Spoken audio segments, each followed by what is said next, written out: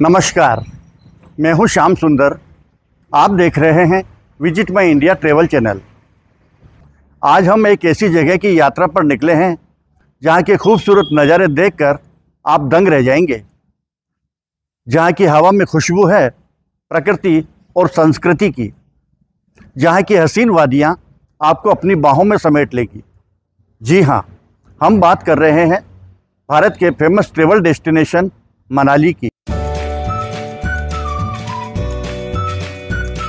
ये वादियाँ ये फिजाएं बुला रही है तुम्हें। मनाली हिमाचल प्रदेश के कुल्लू जिले में स्थित एक बेहद खूबसूरत हिल स्टेशन है। ये भारत के सबसे प्रसिद्ध पर्यटन स्थलों में से एक है। हर साल देश विदेश से लाखों पर्यटक यहाँ घूमने आते हैं। आइए आप भी चलिए, लेकिन इससे पहले वीडियो को लाइक और शेयर करना नहीं भूलें तथा चैनल को सब्सक्राइब अवश्य कर लें। धन्यवाद। तो चलिए शुरू करते हैं। डे 1, जयपुर से मनाली वाया चंडीगढ़। हमारा सफर शुरू होता है जयपुर से। सवेरे के 7:45 बज रहे हैं और अजमेर से चंडीगढ़ जाने वाली वंदे भारत एक्सप्रेस जयपुर पहुंच चुकी है। अजमेर से ये मॉर्निंग में 6:10 पर रवाना होती है। हमने ट्रेन में प्रवेश किया और इसी के साथ सफर शुरू हो गया। हम निकल पड़े हैं मनाली के लिए। जयपुर से हमने वंदे भारत ट्रेन में बोर्डिंग किया है। सवेरे के 8 बज रहे हैं और ये ट्रेन दोपहर 3 बजे चंडीगढ़ पहुंचेगी। चंडीगढ़ से फिर हम लोग मनाली के लिए निकलेंगे। थोड़ी देर बाद ही हमें चाय कॉफी के साथ बिस्किट सर्व किए गए। अलवर पहुंचते पहुंचते ब्रेकफास्ट भी आ गया। जयपुर के बाद ट्रेन सीधी अलवर रुकती है, फिर दिल्ली के लिए आगे बढ़ती है। दिल्ली से पहले रेवाड़ी, गुड़गांव में भी स्टॉपेज है। लगभग 11:30 पर ट्रेन दिल्ली कैंट पहुंच गई। दिल्ली से चलकर अंबाला और फिर चंडीगढ़। हमने दिल्ली के बाद ट्रेन में ही लंच लिया। लंच ट्रेन में शामिल थे दाल चावल, चपाती, 2 सब्जी, दही और स्वीट। आइसक्रीम भी थी। खाना वाकई बहुत स्वादिष्ट था। निर्धारित समय के अनुसार दोपहर 2:45 पर हम चंडीगढ़ पहुंच गए। हमारी ट्रेन चंडीगढ़ स्टेशन पर पहुंच गई है। जैसा कि मैंने आपको बताया था, हम लोग सवेरे 8 बजे जयपुर से चले थे और वाया दिल्ली होते हुए अब चंडीगढ़ आ गए हैं। हम आपको बता दें कि हमारा ये जो मनाली का जो ट्रिप है, अब ये चंडीगढ़ से बाई कार शुरू होगा। और अगर आप भी मनाली का टूर बना रहे हैं तो चंडीगढ़ पहुंचना बहुत ज़रूरी है। पहले आपको चंडीगढ़ आना होगा और उसके बाद में आप चंडीगढ़ से किसी भी साधन से मनाली जा सकते हैं। बाई बस, बाई कार, आपको बाई रोड जाना होगा। चंडीगढ़ आने के लिए आप बाई फ्लाइट आ सकते हैं, बाई ट्रेन आ सकते हैं और बाई बस आ सकते हैं। स्टेशन के बाहर टैक्सी हमारा इंतजार कर रही थी। चंडीगढ़ से हम निकल पड़े ड्रीम डेस्टिनेशन मनाली की ओर। तो फाइनली हम चंडीगढ़ पहुंच गए हैं और स्टेशन से हमने टैक्सी ले ली है और टैक्सी से हम निकल पड़े हैं मनाली के लिए। अब हमारा सफर चंडीगढ़ टू मनाली।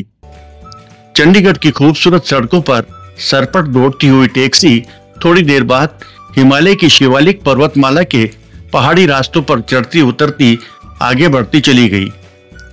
चंडीगढ़ से मनाली के मार्ग में टनल्स भी बहुत है।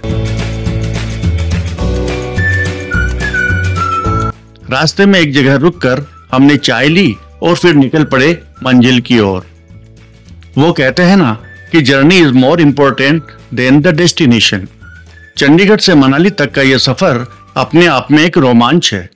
घुमावदार सड़कें, देवदार के ऊंचे ऊंचे पेड़ और खूबसूरत प्राकृतिक नजारे देखते हुए हम हर्ष विभोर हो रहे थे। जैसे जैसे हम मनाली के करीब आते जाते हैं, दिल की धड़कनें तेज होती जाती है। शाम हो चली थी, बल्कि यूं कहिए कि रात हो गई थी। कीरतपुर, नेरचौक, पंडोह, टकोली, कुल्लू और भुंतर जैसे शहरों से गुजरते हुए लगभग 300 किलोमीटर का यह सफर हमने 7 घंटे में पूरा किया और रात 10 बजे मनाली पहुंच गए। ब्यास नदी के किनारे स्थित हमारी होटल की लोकेशन और लुक देखकर मन खुश हो गया।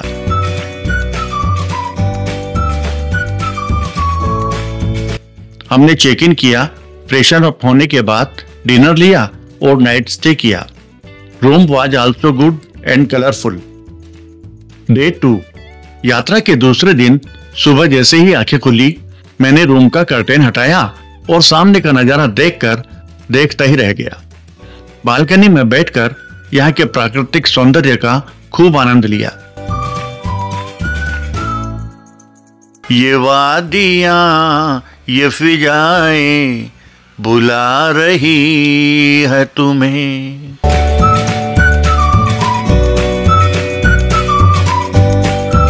सेल्फी के साथ फोटो और वीडियो भी शूट की है। नजारा देखकर नजर खुद ब खुद ठहर गई।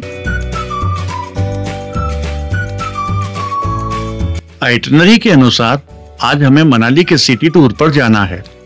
होटल के डाइनिंग हॉल में लजीज ब्रेकफास्ट लिया और सवेरे करीब 9:30 बजे निकल पड़े मनाली शहर को एक्सप्लोर करने।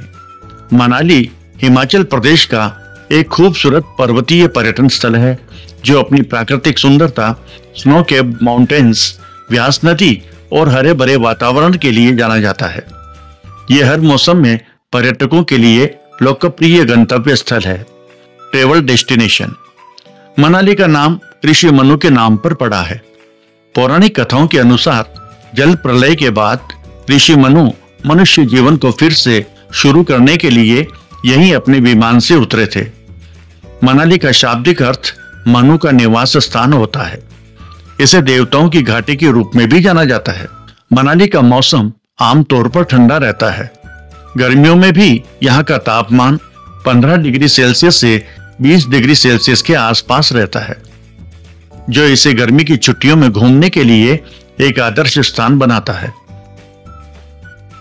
सर्दियों में दिसंबर, जनवरी, फरवरी के महीनों में यहाँ भारी बर्फबारी होती है और तापमान -15 डिग्री सेल्सियस से -5 डिग्री सेल्सियस तक गिर सकता है। सर्दियों में जब मनाली शहर पूरी तरह बर्फ से ढक जाता है तो और भी सुंदर दिखता है।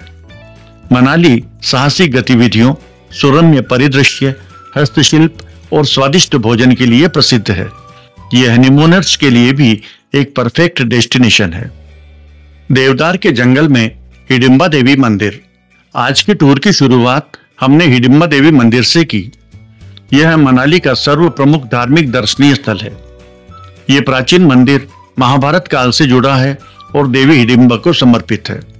4 मंजिला शिवालय शैली का यह मंदिर अपनी अनूठी लकड़ी की वास्तुकला के लिए जाना जाता है। मंदिर के चारों ओर देवदार के जंगल है जो इसे एक शांत और आध्यात्मिक माहौल देते हैं। हम आ गए हैं हिडिंबा देवी मंदिर पे। हिडिंबा देवी का जो मंदिर है ये मनाली का most famous religious tourist place है। जो भी मनाली आता है यहाँ मंदिर में माँ के दर्शन करने जरूर आता है। हिडिंबा देवी महाभारत में जो भीम है उनकी भीम की पत्नी का नाम था हिडिंबा। चारों तरफ डेंस फॉरेस्ट है, ऊंचे ऊंचे पेड़ है और इन पेड़ों के घने पेड़ों के बीच में ये मंदिर जो है पेगोडा शैली में बना हुआ है और इसका आर्किटेक्ट कुछ अलग ही तरह का है। चलिए देखते हैं, दर्शन करते हैं हिडिंबा देवी मंदिर में।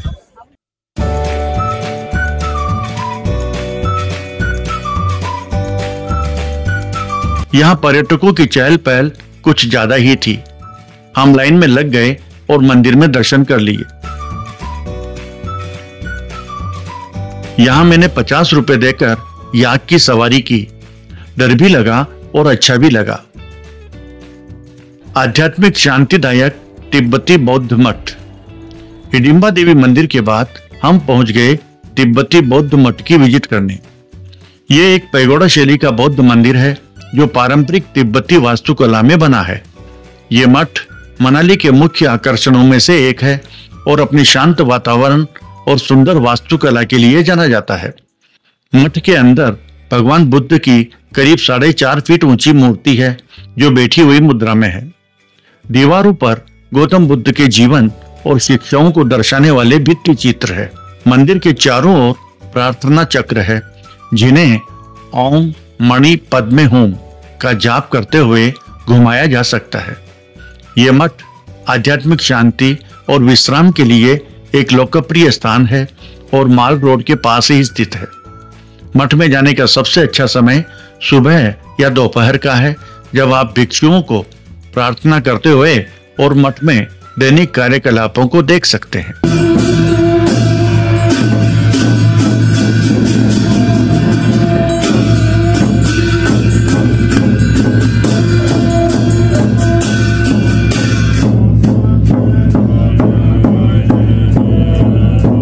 प्रकृति के करीब वन विहार।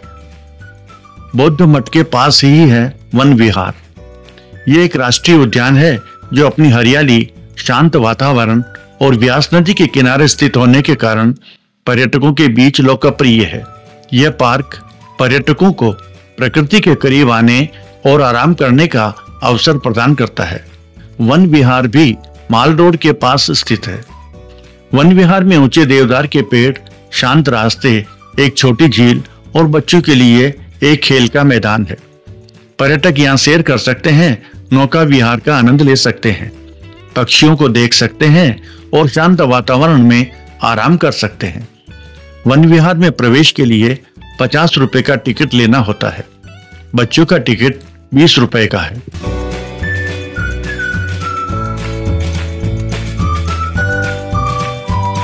ओल्ड मनाली में है मनु मंदिर।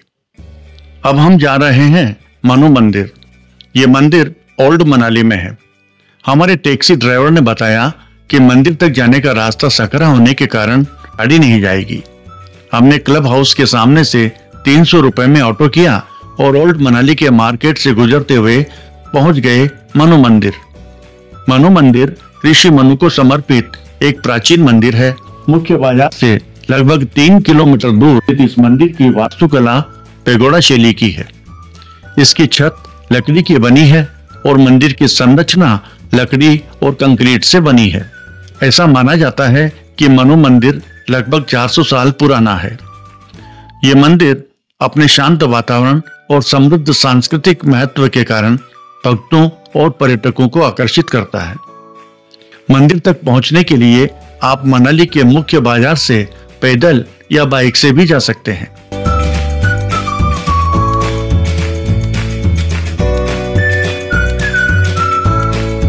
मंदिर के आसपास का ओल्ड मनाली क्षेत्र भी घूमने और अन्वेषण करने लायक है। ऋषि वशिष्ठ को समर्पित वशिष्ठ मंदिर। वशिष्ठ मंदिर मनाली से 3 किलोमीटर दूर वशिष्ठ गांव में स्थित एक प्राचीन मंदिर है। यह मंदिर ऋषि वशिष्ठ को समर्पित है, जो सप्त ऋषियों में से एक थे और भगवान राम के गुरु थे।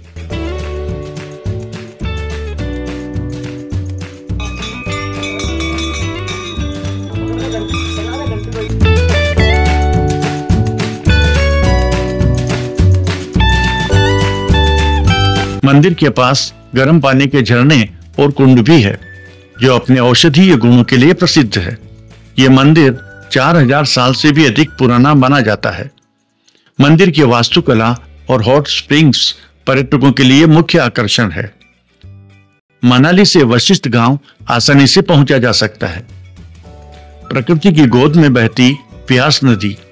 मनाली के बीचों बीच से बहती है पवित्र व्यास नदी, जो शहर के सौंदर्य को बढ़ाती है। इस नदी का शोर और इसकी कलकल करती धारा मन को बहुत शांति देती है। आप यहाँ बैठकर घंटों प्रकृति का मजा ले सकते हैं। व्यास नदी के किनारे कई पर्यटक गतिविधियां होती है, जैसे राफ्टिंग और कैंपिंग। व्यास नदी की तेज धारा और पृष्ठभूमि में पहाड़ियों के साथ ये फोटोग्राफी के लिए एक शानदार स्थान है। व्यास नदी रोहतांग दर्रे के पास से निकलती है। इस नदी का उल्लेख ऋग्वेद में भी मिलता है।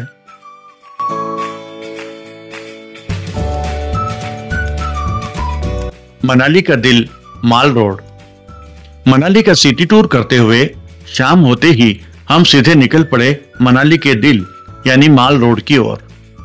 माल रोड मनाली शहर का मुख्य बाजार और पर्यटन स्थल है, जहां कई दुकानें, रेस्तरां और कैफे स्थित है। यहाँ की चहल पहल, रंगीन दुकानें और पहाड़ों से आती ठंडी हवा, सब कुछ इतना ताजगी भरा है कि बस पूछो मत। यहाँ आपको हिमाचल की लोकल चीजें, ऊनी कपड़े और सुंदर वास्तुकला के सामान मिल जाएंगे। शाम को माल रोड पर बैठकर लोकल फूड के साथ गर्मा गर्म चाय का मजा लेना एक अलग ही अनुभव है। हमने यहाँ के लोकल कैफे में गर्मा गर्म सिद्धू, टेस्टी मोमोज और पहाड़ों वाली मैगी का मजा लिया। मनाली में आपको हर तरह का खाना मिल जाएगा, लेकिन यहाँ के लोकल व्यंजनों को चखना ना भूलें। माल रोड का इतिहास ब्रिटिश शासन से जुड़ा हुआ है, जब इसे अंग्रेजों द्वारा बनाया गया था।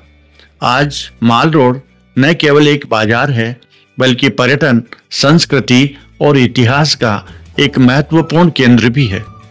माल रोड पर भारत रत्न श्री अटल बिहारी वाजपेयी का स्टेच्यू भी प्रमुख आकर्षण है। रात होने को थी और हम माल रोड से सीधे होटल के लिए निकल पड़े।